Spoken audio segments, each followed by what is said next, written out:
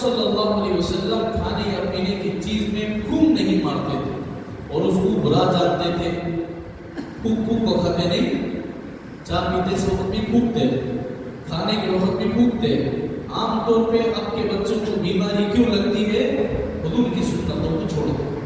پھونک کو کھلاتے، پھونک کو کھلاتے. ڈنڈا بناتے سے کیا بولتے ہیں؟ منگولا بناتے، پھونک کو کھلاتے بچوں کو. حالانکہ حضور علیہ السلام نے پھونک مارنے سے بھی منع فرمایا، چاہے چائے میں ہو، دودھ میں ہو، کھانے کی چیزوں میں ہو، پینے کی چیزیں میں.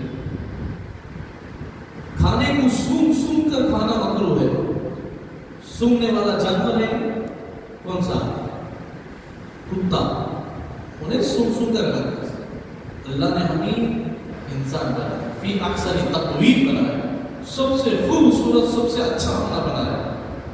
حضور نے منع فرمایا سونگ کر کھانے سے.